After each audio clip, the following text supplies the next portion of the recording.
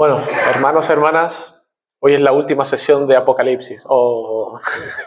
Llegamos al final. Esto es como el final de curso, ¿no? Están los niños ahora terminando el final de curso y nosotros hacemos el final de curso, ¿no? Y la sección que tenemos para hoy es para mí una de mis favoritas en un sentido. Es una sección preciosa porque vamos a estar hablando acerca de cielos nuevos y tierra nueva, ¿no? Lo que estamos esperando, lo que anhela nuestro corazón. Y en esta tarde vamos a estar visitando, en esta, digamos, metáfora que hoy he tratado de presentar del libro de Apocalipsis, la última sala, la séptima sala de este precioso libro. Y en un sentido va a ser una sección preciosa porque vamos a ver cielos nuevos y tierra nueva, pero a la vez va a ser también una sección polémica, porque de hecho en esta última sección encontramos posiblemente uno de los capítulos más polémicos y que más discusión ha traído a lo largo de la historia, que es acerca del milenio, ¿no? El capítulo 20 habla acerca de ese milenio.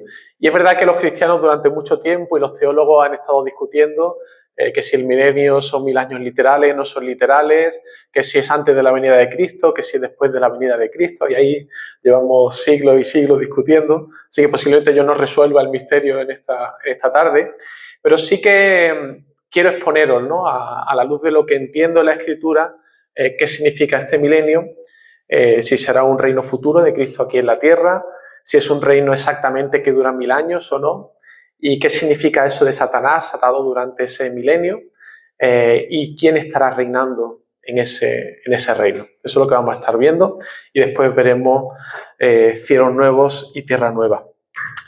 Pero antes de entrar a considerar todos estos temas, todos los cuadros, porque aquí vamos a tener 6 cuadros que nos presenta Juan, antes de entrar en cada uno de ellos, me gustaría hacer algo, sabiendo que es un capítulo muy polémico, ¿no? Y que es muy difícil. Una de las cosas que yo siempre hago cuando hay un texto difícil en la Escritura es tratar de ver a la luz de todo el contexto de la Escritura qué significa ese asunto, para que de esa manera podamos tener luz y adentrarnos en este capítulo con la seguridad de qué es lo que el Señor, los profetas han estado diciendo acerca de este tema. Entonces quisiera hacer eso en esta tarde y quisiera hablaros de, en principio, qué es el reino de Dios. Vamos a verlo muy brevemente.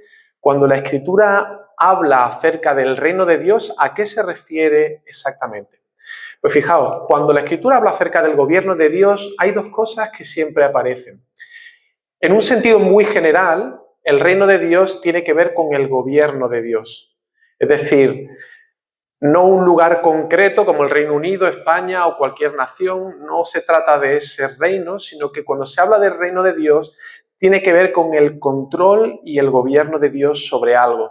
Por ejemplo, Salmo 103:19 dice allí: Jehová estableció en los cielos su trono y su reino domina sobre todos. Fijáis, aquí realmente está dando la idea de que Dios, como es creador de todas las cosas, Él es el dueño de todas las cosas, Él ha sido, Él es y Él será el que gobierna sobre todas las cosas. Él tiene dominio sobre todo, Él es soberano sobre la creación. Así que reino, en ese sentido, equivale a gobierno, a dominio. Luego hay un segundo sentido cuando se habla acerca del reino de Dios, y es la esfera de la salvación.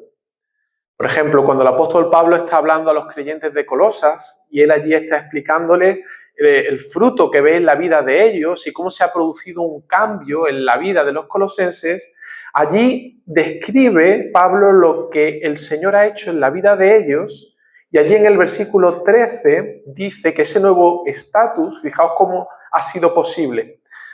Dice: el cual nos ha librado de la potestad de las tinieblas, había un dominio que había sobre ellos, la potestad de las tinieblas, y han sido trasladados al reino de su amado Hijo. Hay un cambio de dominio, de estar dominados por Satanás y por las tinieblas. Ahora Cristo, por el poder y por medio de su Espíritu, nos ha sacado de ese dominio y nos ha llevado a un dominio nuevo, que es ese reino de su amado Hijo. Eso es lo que ha ocurrido. Hemos sido trasladados de un dominio a otro dominio, de manera que ahora nuestras vidas no están gobernadas por el pecado ni por la tiranía de Satanás, sino que nuestras vidas están gobernadas por Cristo mismo. Ese traslado de reino es al que se refiere Pablo. Ahora la pregunta es: ¿cuándo entró en acción ese reino del que nos habla Pablo aquí? ese ser trasladado del reino de las tinieblas al reino de su amado Hijo.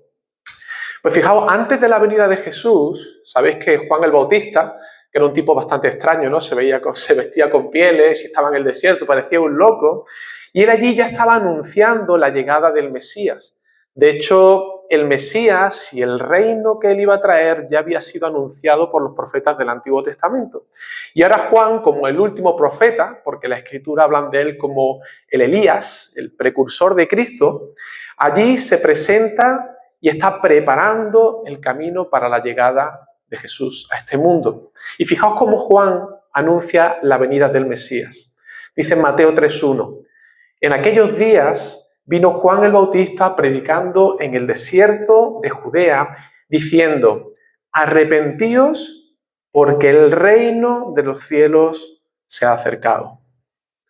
Fijaos interesante, lo que está diciendo en otras palabras es que la llegada de Jesús, su primera venida, es la que ya ha inaugurado el reino de los cielos. Y la prueba de ello son los milagros y las señales que Jesús hacía. En especial cuando él expulsaba demonios. No sé si recordáis un pasaje en Mateo 12, donde a Jesús le traen un muchacho que era ciego y estaba endemoniado, estaba preso de ese reino de la potestad de las tinieblas, y Jesús allí sana a ese muchacho y expulsa al demonio, y la gente se asombra, se queda sorprendida porque ese chico que no veía y que estaba apresado, de repente ve y comienza a hablar normalmente, y la gente alucina con lo que Jesús está haciendo. Claro, allí estaban los fariseos que odiaban a Jesús y comenzaron a decir, wow, Jesús sí ha hecho un milagro, pero lo está haciendo por el poder de Satanás. Y Jesús le dice, eso no tiene ningún sentido.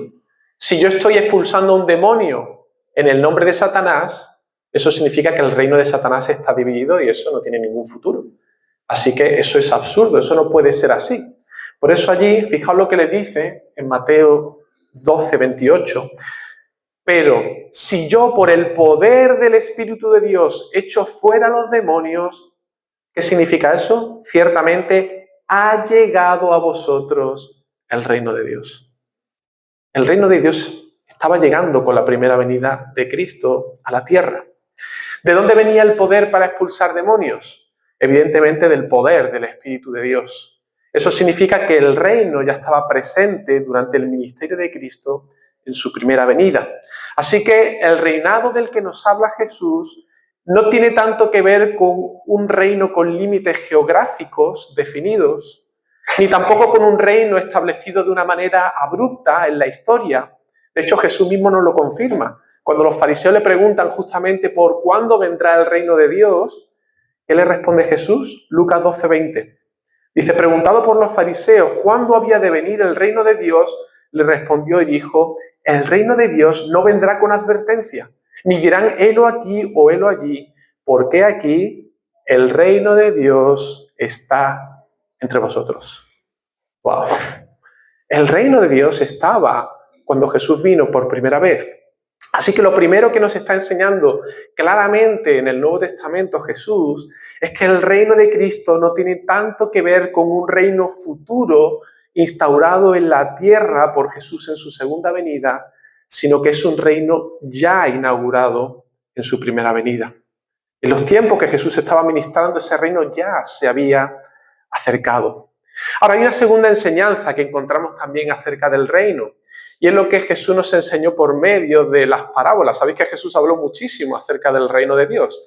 De hecho, dedica una de las secciones del Evangelio de Mateo a hablarnos acerca de las parábolas del reino, y él nos enseñó muchísimas cosas.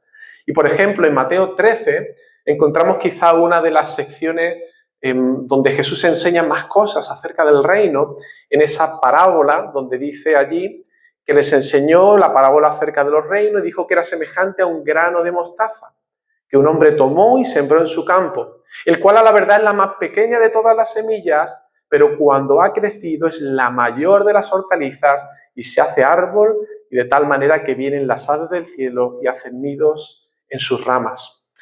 Y Jesús, no contento solamente con enseñarnos esto, volvió a ilustrarlo otra vez y dijo, el reino de los cielos es semejante a la levadura que tomó una mujer y escondió en 3 medidas de harina hasta que todo fue leudado. ¿Qué nos está enseñando Jesús acerca del reino de Dios? que el reino de Dios tiene un desarrollo progresivo. No es un reino que se establece de manera abrupta, sino que es un reino que antes de llegar a su plenitud hay un proceso que se tiene que dar para que crezca. Es un reino ya inaugurado en su primera venida, pero es un reino que aún no se ha manifestado en su plenitud. Está en proceso. De la misma manera que tú coges una semillita que es muy pequeña y la plantas en tierra, allí la vas regando día tras día, y crece un tallo, y eso va creciendo, creciendo, creciendo, hasta que se hace un árbol enorme. De la misma manera que tú coges la levadura, que tampoco se ve, son unos polvitos, algo muy pequeño, y metes en una harina y amasas y lo dejas reposar y aquello empieza a crecer, a crecer, a crecer, el reino de los cielos funciona de la misma manera. Es algo que comienza con algo pequeño, pero que tiene un desarrollo, un progreso, de tal manera que ese reino va a ir creciendo. Y hermanos, es un reino, como decía, no geográfico ni físico, es un reino espiritual. Es un reino cuya semilla fue plantada en la primera venida de Jesús. Jesús ya allí manifestó muchas personas que fueron trasladadas del reino de las tinieblas a su reino cuando Él liberó a muchos de la esclavitud del pecado y de Satanás, liberando a muchos de demonios, y estas personas fueron alcanzadas por el Evangelio y fueron transformadas y fueron incorporadas a ese dominio nuevo que es el reino de Cristo. Y de ese desarrollo, no solamente Cristo y los discípulos, sino todos nosotros participamos de ese desarrollo del reino. Porque Cristo les dio un mandamiento a sus discípulos y a todos nosotros, la gran comisión, que dijo: id a todas las naciones y haced discípulos, predicándole lo que yo os he enseñando y bautizándole en el nombre del Padre, del Hijo y del Espíritu Santo. El Señor les dio una promesa que por medio de su Espíritu ese reino que se inicia allí con los apóstoles iba a crecer. Y Jesús le dijo: y me seréis testigos en Jerusalén, en Judea, en Samaria y hasta lo último de la tierra. ¿Veis el progreso? Jerusalén, un poquito más, Judea, un poquito más, Samaria, y se extiende a toda la tierra. Este mundo es de Cristo y tras su muerte y resurrección, este mundo le ha sido dado a Jesús por su Padre. Él dijo: toda potestad me es dada. Y por eso encomienda a su discípulo, por tanto, id.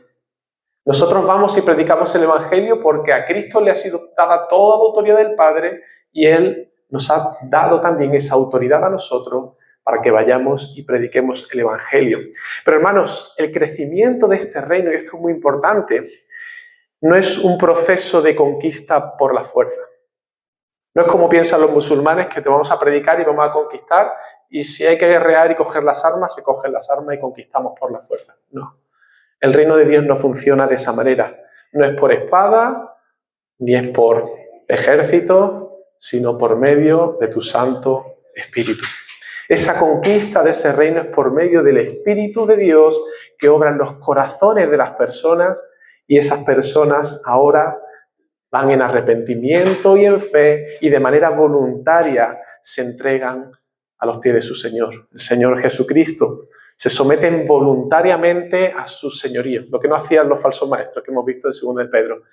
El que sí sigue al Señor, Él se entrega de manera voluntaria a ese señorío. Y no como dice el Salmo 110:3, tu pueblo se te ofrecerá voluntariamente en el día de tu poder. Y todo eso es un proceso que se está dando a lo largo de estos últimos tiempos. Desde la primera venida de Cristo, ese reino es inaugurado, tiene un progreso y será culminado finalmente. ¿Cuándo? Cuando el Señor venga por segunda vez, en su segunda venida. Ahora, habiendo entendido todo eso y habiendo dado esta larga introducción, ahora sí vamos a entrar en el capítulo 20. Y no os perdáis esto, porque el capítulo 20 inicia una nueva sala en el libro de Apocalipsis. Es una nueva sala que, como hemos visto en todas las otras salas, reinicia de nuevo el tiempo. Esta última sala va a comenzar y nos va a hacer un resumen en todo el capítulo 20 acerca de los últimos tiempos de nuevo. De la misma manera que vimos que los sellos nos hablaban de características de los últimos tiempos, las trompetas hablan de los últimos tiempos desde el punto de vista de las advertencias de Dios. Las copas nos hablan de los últimos tiempos, desde la primera venida de Cristo hasta su segunda venida, desde la perspectiva de la ira de Dios siendo derramada y ese juicio que viene, ahora en esta última sección, en un sentido el capítulo 20 va a hacer un resumen también de estos últimos tiempos, pero desde un ángulo distinto. Y es desde la perspectiva de la victoria de Cristo sobre Satanás. Porque, ¿recordáis en la sección anterior, las copas? Dios nos hablaba acerca del juicio. Vimos ya la escena del juicio final. Y allí vimos cómo la bestia y el falso profeta fueron lanzados al lago de fuego. Y hubo juicio para con ellos. Cristo mismo se encargó de ellos. Pero había algo que se quedó en el aire, algo que seguramente alguno de vosotros podíais preguntar. Vale, la bestia, el falso profeta fueron lanzados al lago de fuego, pero ¿qué pasa con el dragón? Allí no se menciona que el dragón fue lanzado al lago de fuego. Y es por eso que ahora en esta nueva visión va a retomar este asunto. Nos va a proporcionar una visión de los últimos tiempos, desde la primera venida de Cristo hasta su segunda venida, pero desde esta nueva perspectiva, para que sepamos cuál es el destino final de este dragón y de Satanás. Y os adelanto, la victoria de Cristo está asegurada, porque Él va a ser lanzado al mismo sitio donde cayó el falso profeta y la bestia. Así que vamos a ir viendo estos cuadros. Lo que yo os propongo hoy, a ver si me da tiempo, espero no alargarme mucho, es que veamos estos 6 cuadros más un epílogo final que será poco resumen del libro de Apocalipsis y conclusiones. Los 4 primeros estarán centrados en ese capítulo 20, ¿vale? Y luego vamos a ver simplemente 2 cuadros, cielos nuevos y tierra nueva y la nueva Jerusalén. Así que vamos allá. Empezamos por el capítulo 20. Y aquí, en los 3 primeros versículos, hay algo que llama la atención en este cuadro. Y es que se nos habla de que Satanás es atado. Se nos habla acerca de ese dragón, la serpiente antigua. Ya hemos visto que se trata de Satanás. Tanto el dragón como la serpiente es un símbolo que está usando Juan para referirse a Satanás. Pero se nos dice aquí que Satanás es atado. La pregunta es, ¿para qué es atado Satanás? ¿Cuál es el propósito por el cual este ángel ata a Satanás? Para reprimir su actividad.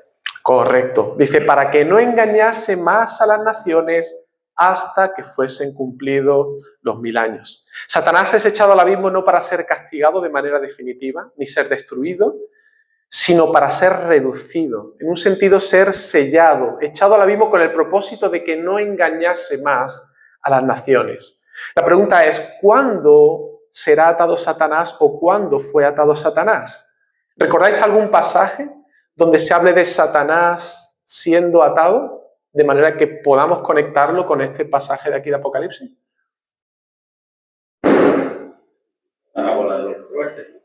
Exacto, muy bien. Mateo 12. Sí, Mateo 12, lo tenemos ahí. Fijaos, no lo vamos a leer entero, pero fijaos, es el mismo pasaje que os he comentado antes. Cuando Jesús sana a este muchacho y echa de fuera al demonio, le dicen que lo echaba por Beelzebú, y él le dice, bueno, si yo echo fuera a los demonios, ciertamente ha llegado a vosotros el reino de Dios. Y fijaos la parábola que le cuenta Jesús a los discípulos para ilustrar lo que ellos acababan de ver, y a los fariseos. Dice, porque ¿cómo puede alguno entrar en la casa del hombre fuerte y saquear sus bienes si primero no le ata? Y entonces podrá saquear su casa. Esta mini parábola del versículo 29, ¿quién es el hombre fuerte en esta parábola? Satanás es el hombre fuerte, el que tenía apresado a ese muchacho que estaba endemoniado. El príncipe de este mundo. ¿Cuál es la casa? El mundo, ¿verdad? Donde él tiene apresado.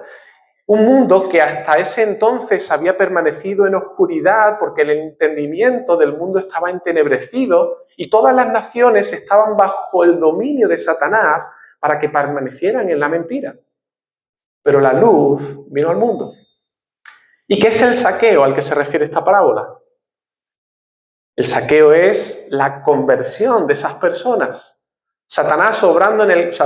Cristo obrando en el corazón de las personas que están presas por Satanás, que son liberadas y que son trasladadas a su reino. Ese demonio que es expulsado es una evidencia de la salvación de esta persona.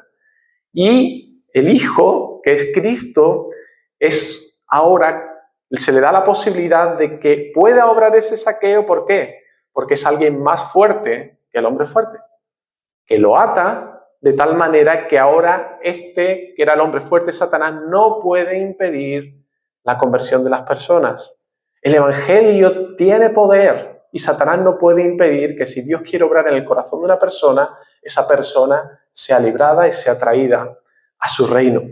Lo interesante de este pasaje, ¿sabéis qué es? Que cuando dice la palabra ata, saquear sus bienes si primero no le ata, esta palabra que aparece en Mateo 12:29 en el original griego es deo, que significa atar, literalmente o figuradamente, encadenar, ligar, prender, apresar, sujetar. Esa palabra es exactamente la misma palabra que encontramos en Apocalipsis 22, cuando dice, y prendió al dragón, la serpiente antigua que es el diablo y Satanás, y lo ató, deo, por 1000 años. Es la misma palabra. Por eso conecto estos dos pasajes. Ahora, ¿cuándo ocurrió entonces la atadura de Satanás? Corresponde a la primera venida de Cristo, al inicio de la llegada de ese reino. Un reino progresivo que se desarrollará a lo largo de todos estos últimos tiempos desde su primera venida y que culminará su fin con su segunda venida. Hermanos, para mí ese es el reino milenario de Cristo. No son 1000 años literales. Apocalipsis está lleno de símbolos por todo el libro. Y si hasta aquí hemos interpretado de manera simbólica los 144.000, los 24 ancianos, los 2 testigos, son todos símbolos que nos están hablando de algo, aquí creo que el 1000 no lo podría tomar de manera literal, sería incoherente con mi interpretación. 1000 representa un tiempo determinado, perfecto, completo, en el que el Señor ha determinado el desarrollo de los últimos tiempos, de su reino hasta la venida de su Hijo. Este es el primer cuadro, el de la atadura de Satanás. Vamos a seguir viendo más cosas acerca de este progreso del reino. Y aquí en el segundo cuadro, versículos 4 al 6, Juan ahora nos va a presentar una visión acerca de este reino milenial.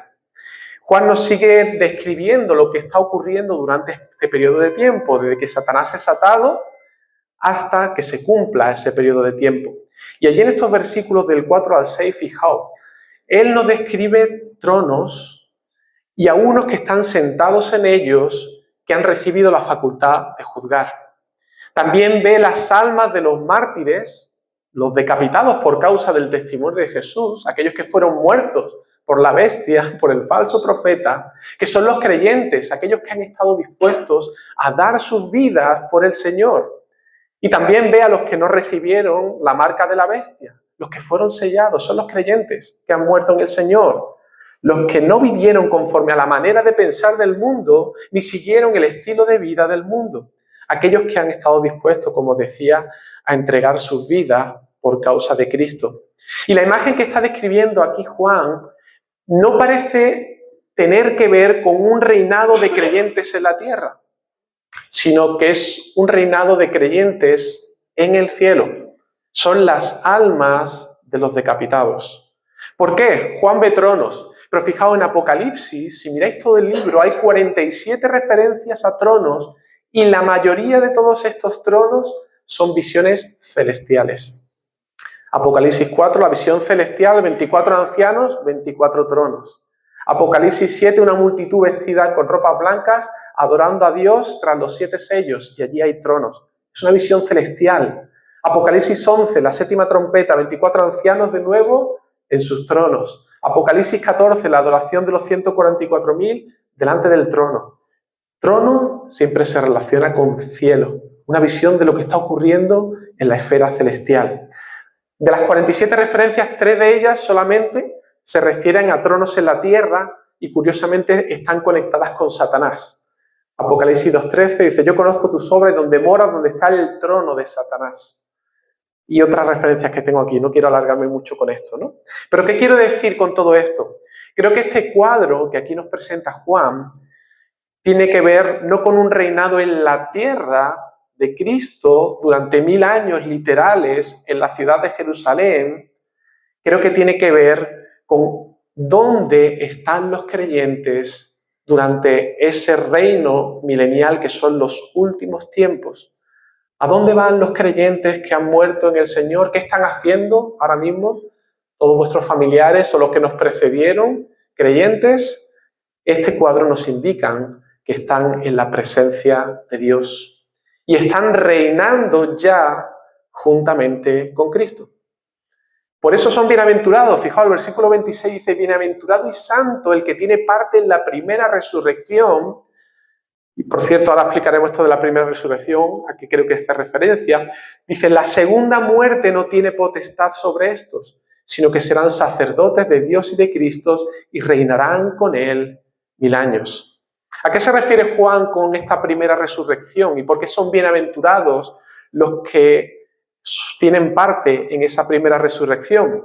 Pues fijaos, si miráis ese contexto más amplio, no solamente el versículo 5, sino todo lo que dice el versículo 4, tener parte en la primera resurrección significa estar unido a Cristo por medio de la fe.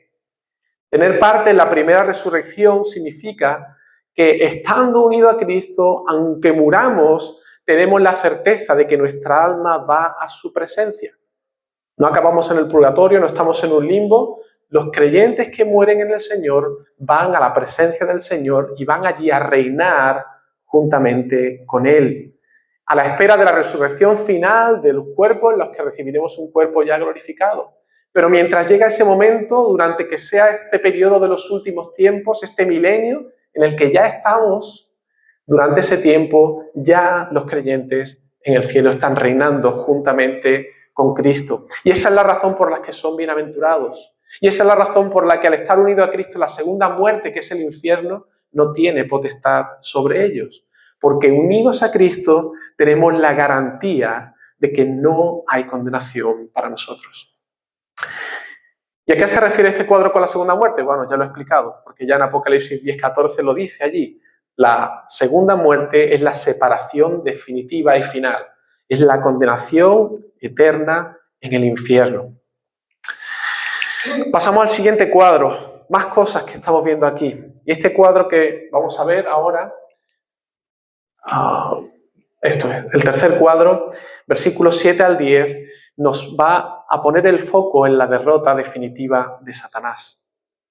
Y fijaos, al final del milenio, al final de estos últimos tiempos, nos dice aquí este cuadro, habrá un tiempo donde Dios va a desatar a Satanás.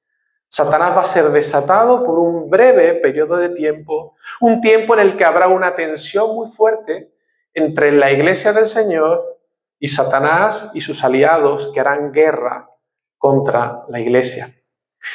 Y fijaos que este patrón lo hemos encontrado a lo largo de otras muchas secciones que hemos visto en el libro de Apocalipsis. Por ejemplo, Apocalipsis 16, la sexta copa. ¿Os acordáis que estuvimos viendo el Armagedón? Allí de nuevo con esa sexta copa, ese dragón, la bestia y el falso profeta que hacían reunir a todos los reyes de la tierra para hacer guerra contra Dios. Y recordáis que esta idea de Armagedón venía de Monte Megiddo, que tenía que ver con una batalla que había ocurrido en el Antiguo Testamento con el general Sísara y cómo Dios había dado la victoria por medio de una mujer. Cuando parecía todo perdido, Dios desde el cielo dio la victoria. Apocalipsis 19, lo vimos ya al final de los últimos tiempos. Vimos allí que se nos decía que la bestia y los reyes de la tierra y los ejércitos se iban a reunir para guerrear contra el que montaba el caballo, que era Cristo, y contra su ejército. De nuevo, al final de los tiempos habrá un tiempo de conflicto y de tensión entre la iglesia y Satanás. Y ahora en Apocalipsis 8 y 9 del versículo 20, de nuevo el mismo patrón.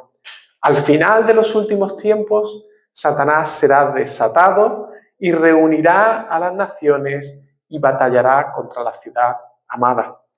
Todos estos pasajes están haciendo referencia al mismo periodo de tiempo. Al final de los últimos tiempos, lo único que de distintas perspectivas, con distinto nivel de detalle, pero es el mismo evento. Al final de los tiempos, de estos últimos tiempos, habrá un periodo de tensión para la iglesia del Señor. Satanás va a ser desatado, él va a usar a la bestia, al falso profeta, las armas que él tiene y va a reunir a todas las naciones para atacar a la iglesia del Señor. Si bien en Apocalipsis 16 veíamos esa batalla de Armagedón, ahora en este cuadro Juan nos presenta otra imagen, que es la de Gog y Magog. No tenemos tiempo de verlo porque podríamos estar aquí una hora, pero si queréis en casa leerlo, Ezequiel 38 y 39. Y allí veréis cómo Gog se presenta como un gobernante que personifica la maldad, que hace alianza con todas las naciones poderosas en aquel tiempo en Israel y que va a hacer batalla contra Israel. Y Juan usa esta imagen para ilustrar esa misma batalla final de los tiempos, donde el anticristo hará alianzas similares con las naciones para venir a hacer guerra contra la iglesia. Y el mensaje central de este cuadro es que aunque Satanás sea desatado, porque os recuerdo algo, ¿quién ató a Satanás? El ángel enviado por Dios. ¿Quién va a desatar a Satanás? Dios. Dios gobierna sobre todas las cosas. Dios está al control y al final de los tiempos será desatado para finalmente ser derrotado Satanás y todos sus aliados. Así que ánimo, iglesia, no temas, no tengas miedo. Si las cosas se ponen feas al final de los tiempos y nos toca pasar por esa tribulación, no te preocupes, Dios está al control. Él sabe lo que hace. Él va a traer justicia, Él va a traer juicio contra todas las fuerzas del mal y Satanás será derrotado para siempre. No una derrota parcial, no un, ay, le he hecho un poquito de daño, fijaos lo que nos dice. Y el diablo que los engañaba fue lanzado en el lago de fuego y azufre, donde estaban la bestia y el falso profeta, y serán atormentados día y noche por los siglos de los siglos. Se acabó. Se acabó. Cuarto cuadro. Y aquí Juan nos va a describir ese gran juicio final. Este último cuadro que encontramos al final del capítulo 20 describe de nuevo el juicio final.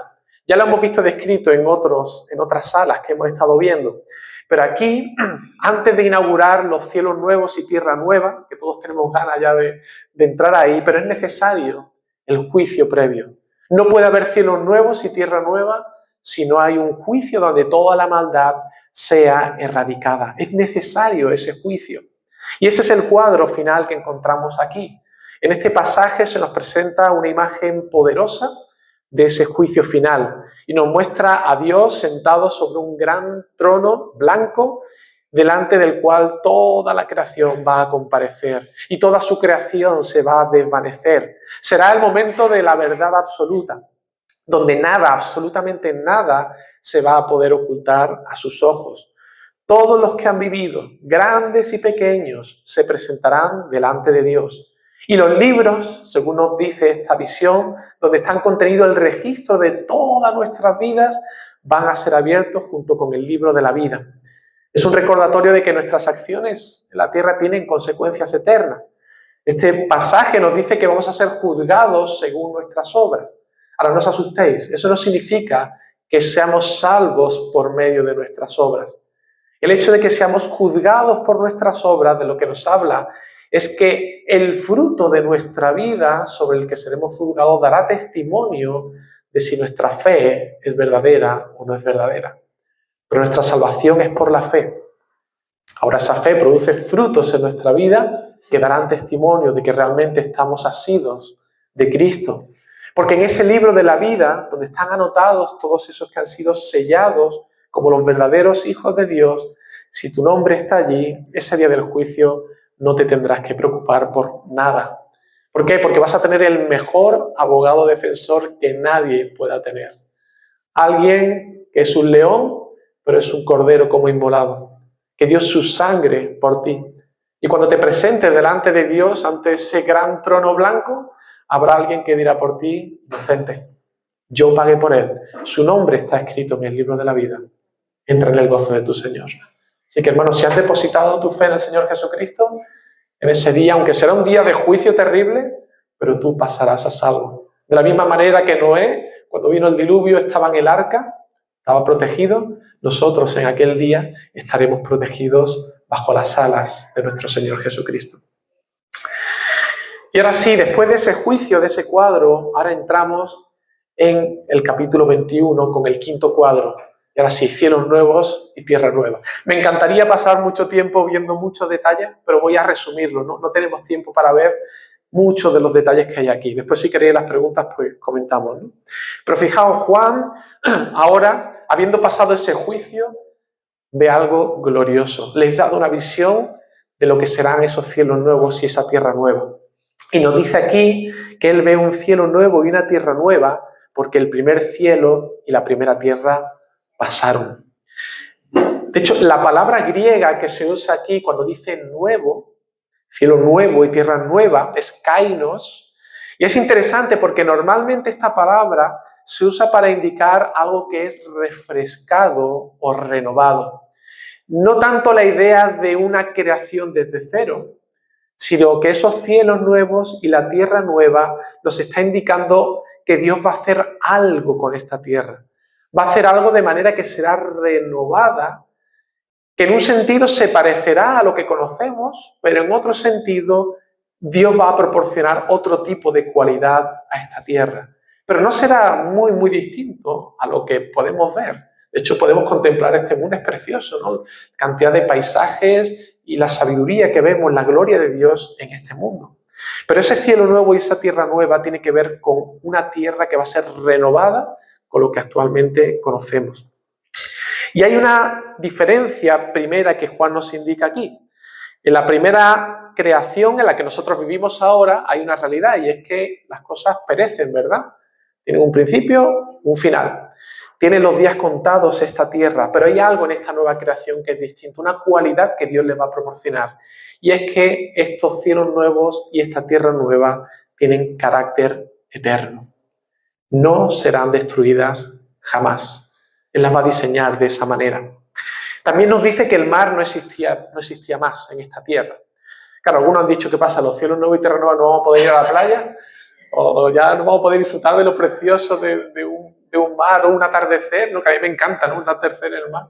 No, ya no va a existir el mar, va a ser todo desierto y todo tierra. No, creo que Juan no se está refiriendo a eso. De nuevo habla de manera simbólica. ¿Qué simbolizaba el mar que hemos estado viendo en Apocalipsis? Conflictos, lugar de peligro, lugar de naciones que se agitan y se rebelan contra Dios, el lugar donde la iglesia de Dios es atribulada. El mar para la mentalidad judía era sinónimo de peligro, de muerte. Así que cuando Juan dice que en estos cielos nuevos y esta tierra nueva ya no existía más el mar, a lo que se está refiriendo es que ya no va a haber más muerte, ya no va a haber más peligros en ese cielo nuevo y tierra nueva, no va a haber más agitación de naciones, no va a haber dictadores que se levanten contra Dios, ni tiranos que esclavicen a nadie. El mar ya no existirá más. A eso es a lo que se refiere Juan. Ahora, ¿te imaginas un mundo así? Que vivimos hoy en día en tanta política, uno echándose las culpas uno a otro, todos queriendo tener el poder para robar. En esos cielos nuevos y tierra nueva se acabó todo eso. Ya no existirá más. Ahora fijaos, Juan nos ha presentado en el versículo 1 una descripción general del escenario de esos cielos nuevos y esa tierra nueva, pero ahora en el versículo 2 nos va a presentar a los actores que van a disfrutar de ese escenario recién recreado, aquellos para los cuales ha sido preparado y diseñado esos cielos nuevos y esa tierra nueva. ¿Y qué ve Juan allí? Versículo 2, una ciudad santa que es llamada la Nueva Jerusalén, que desciende del cielo. Pero además fijaos que se la compara como una esposa adornada para su marido. Así que, ¿a qué se refiere Juan en esta visión con esa Jerusalén celestial? ¿Es una ciudad literal que va a bajar físicamente del cielo a la tierra? ¿Es la renovación quizás de la Jerusalén actual? No lo creo. La ciudad es comparada a una esposa. Juan está usando un lenguaje simbólico y Juan está describiendo por medio de una ciudad, ¿sabéis a quién? A los creyentes. La iglesia de Dios, que es la esposa de Cristo. Y se describe a todo ese conjunto como los que han vencido juntamente con el Cordero de Dios. ¿Y sabéis por qué desciende del cielo? Porque le ha sido dada una naturaleza celestial. Es Dios la que se ha encargado de transformar a cada una de esas personas que forman parte de esa esposa para que tengan una naturaleza conforme al carácter de Cristo. Es Dios quien ha escogido a cada uno de ellos y quien ha formado esta iglesia. Es el Señor la que ha estado preparando a esta esposa a lo largo de todos estos últimos tiempos para presentarla ahora a su marido, a Cristo, preciosa para él. Y ahora aparece un segundo actor, el tabernáculo de Dios con los hombres entra en escena. ¿Quién es este? Se presenta como un tabernáculo, ¿verdad? ¿Qué era el tabernáculo? El tabernáculo era el lugar donde estaba la presencia de Dios, ¿verdad? ¿Quién es el tabernáculo de Dios con los hombres? Jesucristo, Emmanuel, Dios con nosotros, que ahora es presentado en esta escena como nuestro Señor glorioso, Jesucristo, que viene al encuentro de su preciosa esposa, su amada iglesia, que ha sido santificada y presentada perfecta, sin mancha ni arruga en su presencia, para que disfrute de Él para siempre. ¿Y qué harán allí todo ese tiempo? Dice, y Él morará con ellos, y ellos serán su pueblo. Fijáis, dice ellos, cuando se refiere a la ciudad, la esposa, ellos. Es un pueblo formado por personas, los creyentes. Dice, y Dios mismo estará con ellos como su Dios. ¿Sabéis? Hay una diferencia fundamental entre el tabernáculo del Antiguo Testamento, al que solamente podía tener acceso una sola persona una vez al año. Era el sumo sacerdote, ¿verdad? El resto no podía entrar allí. Ahora, cuando Cristo viene, Él inaugura un nuevo acceso a la presencia de Dios por medio de su sacrificio. Cuando Él muere en la cruz, aquel velo del templo fue rasgado de arriba a abajo, indicando que ahora Él había abierto un nuevo punto de acceso a la presencia de Dios. Y esto ya será una realidad. Es una realidad ahora porque Cristo ya ha abierto ese camino al Padre y podemos ir al trono de la gracia y podemos en oración tener comunión con el Padre por medio de Cristo, pero es cierto que esa comunión no es todavía tan plena como realmente nos gustaría. Pero lo que nos presenta aquí Apocalipsis 21 es la plenitud de ese encuentro. La plenitud de la comunión de Cristo con su iglesia. Esa intimidad de los creyentes con Dios sin ninguna barrera ni ningún impedimento como ahora tenemos, porque el pecado aún todavía habita en nosotros. Y a veces es verdad que por momentos podemos disfrutar de tiempos preciosos, ¿no? En retiros en la iglesia, ¿no? Y salimos de los retiros y decimos, ¡ay, qué buen tiempo he pasado de comunión! Allí los hermanos y los disfrutamos y son como los días del cielo en la tierra, ¿verdad? Pero luego se pasa, ¿no? Y otra vez estamos en la lucha del día a día. El cuadro que aquí nos presenta será como algo incomparable a lo mejor que hayamos podido experimentar en esta tierra en cuanto a la comunión con nuestro Señor, porque ahí le podremos ver cara a cara. Dios con nosotros. Y hermanos, no será una relación etérea o espiritual o estaremos como... No, cielos nuevos y tierra nueva y Cristo con su cuerpo habitando en medio de su pueblo. Podremos verle, podremos tocarle, podremos hablar con Él, porque Él tomó forma humana para poder tener esa relación con nosotros. Y esto es increíble, porque Dios decidió de manera irreversible encarnarse y tomar forma humana para tomarla ya para siempre, para poder disfrutar eternamente de esa relación y comunión con nosotros. Así que si tenéis preguntas, preparadla para hacérsela a él, porque él os la va a contestar mejor que yo seguro. Yo tengo muchas preguntas que quiero hacerle, pero te imaginas pasar una tarde con él, disfrutando de un paseo, preguntarle, ¿no? Tendremos toda la eternidad para poder estar con él. ¿Y qué hará Jesús con su pueblo? Pues fijaos, estas palabras que ahora Juan revela son poderosamente consoladoras. Seguro que lo fueron para los creyentes del primer siglo, aquellos que estaban siendo perseguidos, aquellos que estaban sufriendo persecución por causa de su fe, y muchos incluso que fueron cruelmente asesinados, muchos seguramente que lloraron durante días y días por la fuerte presión y por la oposición del mundo y por el odio que estaban recibiendo por parte de aquellos que los odiaban y que clamaron amargamente por tanto sufrimiento y dolor. Pero fijaos, en aquel día Jesús compensará con creces todo ese dolor. Dice, enjugará Dios toda lágrima de los ojos de ellos y ya no habrá muerte, ni habrá más llanto, ni clamor, ni dolor, porque las primeras cosas pasaron. Bueno, se acabará todo, todo dolor, todo sufrimiento, las enfermedades, nuestros dolores de espalda, las cosas que... Todo eso, hermanos, se acabará para siempre. Así que hay esperanza, Anita, hay esperanza.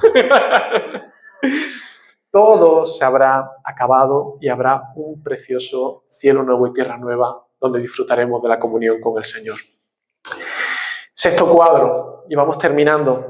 La Nueva Jerusalén. Como os digo, no puedo entrar en todos los detalles, pero es muy interesante este cuadro, porque aquí nos va a describir a la iglesia del Señor.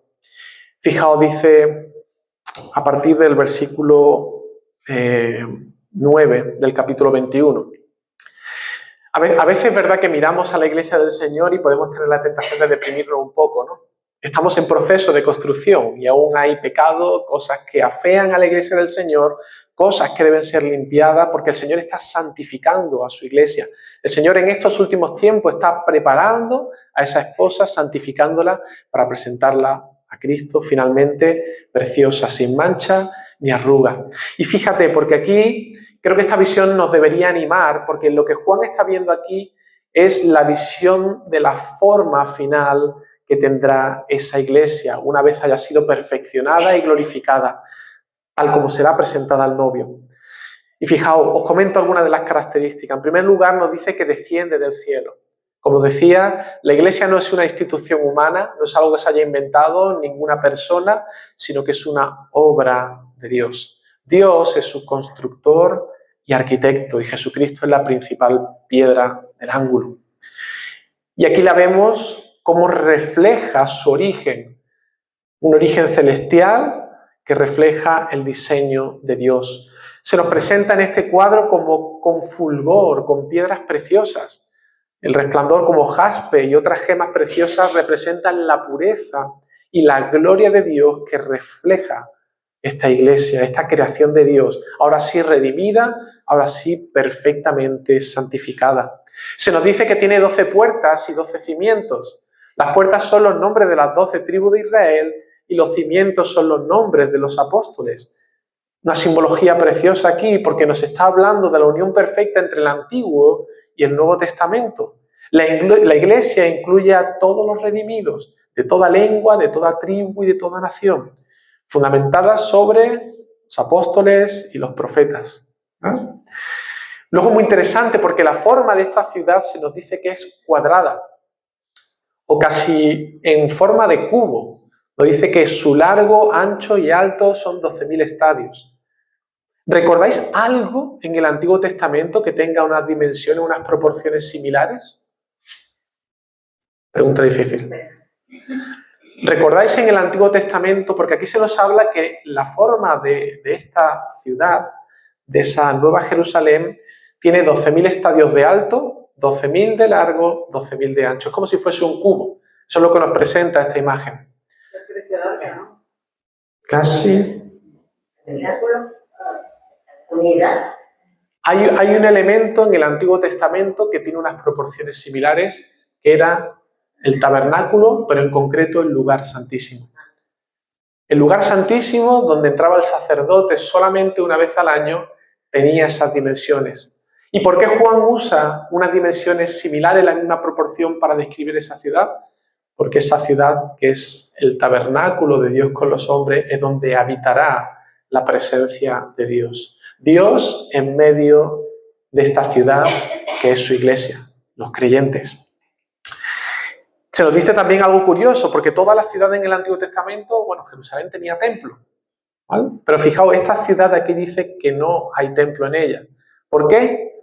Porque Dios mismo y el Cordero son el templo, son la presencia de Dios habitando en medio de ellos, en comunión eterna. Y no necesitaremos un lugar físico para encontrarnos con Dios. No habrá que ir a la iglesia, no habrá que ir a un templo, porque Dios lo llenará todo. Él habitará en medio de su pueblo.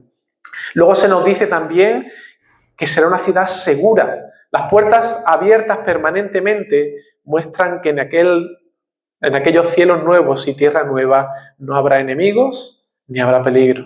Podéis dejar las puertas de vuestros coches abiertas y de vuestras casas que no va a entrar nadie a robaros. Sin problema, la iglesia estará completamente protegida, libre de toda amenaza. ¿Quiénes serán los habitantes? Solo aquellos que estén inscritos en ese libro de la vida del Cordero vivirán allí, los redimidos, que ya libres de todo pecado y transformados en gloria para siempre, van a poder habitar allí. Un río de agua también fluye del trono de Dios, simbolizando la vida eterna que proviene de Él y del Cordero y que da vida a sus habitantes. Dios y Cristo, que es Dios hecho hombre, la fuente de toda vida, dando e impartiendo vida a su pueblo. Y luego ese árbol de la vida, creo que está simbolizando y tipificando a Cristo mismo, que Él es la fuente de toda vida, con frutos constantes, hojas que sanan, simbolizan la gracia abundante de Dios por siempre y para siempre. El jardín del Edén, que se echó a perder por el pecado de Adán y Eva, ahora será restaurado, pero en una forma muy mejorada, porque ya no habrá posibilidad de que el pecado entre. Eso se acabó. ¿Cómo veis el futuro que nos aguarda? Nosotros los creyentes ya conocemos un poquito de esa realidad, de esa ciudad en nuestras vidas y experiencias, pero en aquel día esos cielos nuevos y tierras nuevas será la plenitud del reino de Dios. Ese reino de Dios que ya ha sido inaugurado, que ahora está en crecimiento, en aquel día será la plenitud completa que llenará toda la tierra. Richard Baxter, que era un puritano, él escribe algo muy interesante. Dice, nuestro primer y terrenal paraíso en el Edén tenía una salida, pero ninguna que pudiéramos encontrar para volver a entrar. Pero este paraíso eterno, estos cielos nuevos y tierras nuevas, tienen un camino de entrada y ningún camino de salida de nuevo. Porque será para siempre. No habrá posibilidad de que lo arruinemos otra vez. Así que, hermanos, demos gracias al Señor. Demos gracias por la obra de Cristo, por la justicia del segundo Adán, que es Cristo, y démosle gracias por la seguridad que tenemos en esos cielos nuevos y esa tierra nueva, donde el segundo Adán se sentará en el trono como el Cordero de Dios y a él será toda la gloria. Amén. Termino con 3 cositas solamente. Epílogo, que serían los versículos finales. Se me olvidó pasarlas. Pero 3 ideas que os quiero comentar para finalizar el libro. Y quiero compartir estas ideas porque es con lo que el Señor cierra este libro de Apocalipsis. Y son 3 enseñanzas importantes a modo de resumen. En primer lugar, algo que debemos recordar. No estamos ya al final del libro de Apocalipsis, hemos estado casi 9 meses viendo muchos de estos cuadros, aprendiendo muchas cosas acerca de los últimos tiempos, en un lenguaje a veces complicado, a veces difícil de entender, pero espero haberos ayudado por lo menos a tratar de conectar lo que el Antiguo Testamento nos enseña y cómo podemos, a la luz del Antiguo Testamento, encontrar el verdadero significado, al menos como lo entiendo yo, de todas estas visiones. Pero fijaos aquí, en este epílogo, hay algo importante que Jesús nos quiere decir para terminar. Y en primer lugar es lo que habéis leído en este libro, todo lo que hemos estado considerando estos 9 meses, es algo que es verdad. Son palabras fieles y verdaderas. Esto es lo primero que nos dice el epílogo. Todo lo que hemos estado aquí considerando no son ideas humanas. No es que un día Juan se levantó por la mañana y dice, voy a escribir el libro de Apocalipsis a ver qué se me ocurre, algo chulo con un lenguaje simbólico para dejar a los creyentes discutiendo sobre esto todos los últimos tiempos. No. Esto fue una visión que provenía directamente de Dios. Dios, el mismo que habló a los profetas en el Antiguo Testamento, y muchas de estas profecías fueron cumplidas, este mismo Dios, que no puede mentir, es el que ha dado estas palabras y estas revelaciones a Juan, para ti y para mí, para su iglesia, a lo largo de los últimos tiempos. Y son palabras fieles y verdaderas. Hermano, Juan no escribió una interpretación personal, él fue un instrumento fiel para registrar exactamente lo que el Señor le dijo que escribiera. Eso significa que podemos descansar en las verdades que hemos estado considerando en este libro. En un mundo que está lleno de confusión y mucha gente te va a decir pues, lo que cree acerca del fin del mundo, que si se destruirá con la bomba atómica. Hay miles de ideas que tiene la gente acerca de cómo será el fin de los tiempos. Pero hermanos, lo que este libro revela son palabras de Dios. El que gobierna sobre todas las cosas, el que sabe cómo van a acabar estos últimos tiempos, y son palabras fieles y verdaderas. Así que puedes confiar en estas palabras. Son palabras que vienen de parte de Dios y es un mensaje firme y seguro. Estas palabras son rocas, son esperanza para nuestra vida. Y la pregunta es, ¿estás atesorando este mensaje? ¿Has escuchado el mensaje, pero lo has atesorado en tu corazón? Y estás viviendo hoy en día con la confianza que nos da saber que estas palabras son las palabras de Dios y que Él está gobernando sobre el mundo y sobre todo lo que acontece en el mundo y en tu vida. Él está gobernando sobre todas las cosas. En segundo lugar, otra verdad que nos quiere recordar el Señor al terminar este libro, y es que Jesús viene. El Señor viene. Independientemente de cuál sea tu posición interpretativa de Apocalipsis, yo creo que todos estamos de acuerdo en esto. El Señor viene. Y viene pronto. Esta frase se repite una y otra vez en este epílogo. He aquí vengo pronto. He aquí vengo pronto. El Señor lo repite un montón de veces porque a veces se nos olvida. Él viene pronto. Es un recordador constante de que nuestra esperanza no es vana. Ahora bien, alguien podría decirme, vale, Juan Pablo, el Señor dice vengo pronto, pero es que han pasado 2000 años ya. ¿Qué pasa con la venida del Señor? ¿Cuándo va a venir? Pues fijaos, la respuesta a esta pregunta es entender que Dios no mide el tiempo como lo medimos nosotros. Para Él, nos dice Pedro, que 1000 años son como un día y un día como 1000 años.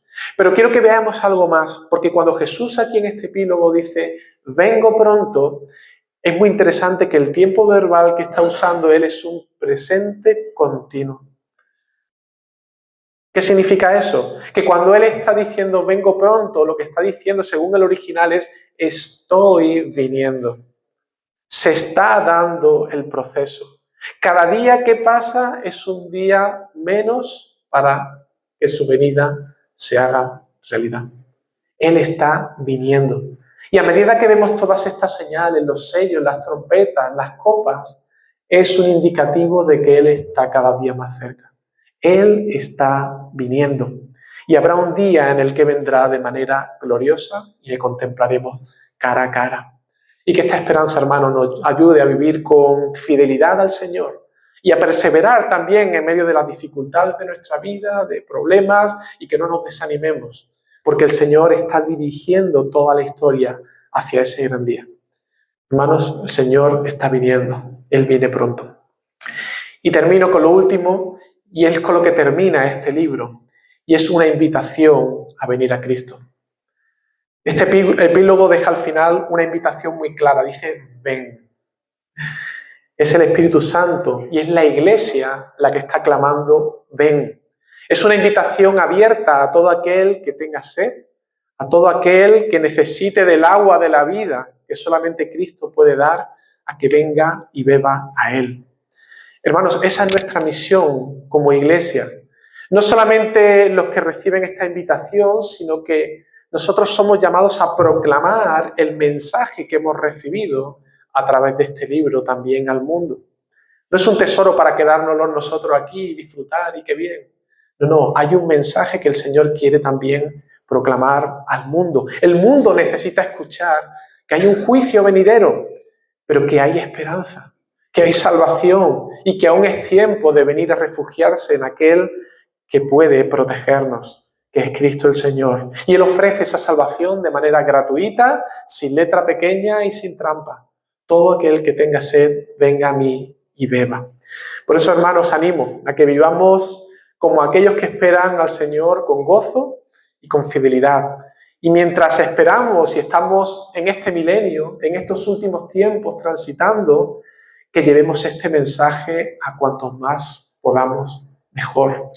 Cristo viene, viene pronto. Hay un juicio de parte de Dios, léelo, aquí tienes todos estos cuadros que nos hablan acerca del juicio. Nos hablan acerca del destino del falso profeta, de la bestia, de Satanás, pero nos habla también de esperanza.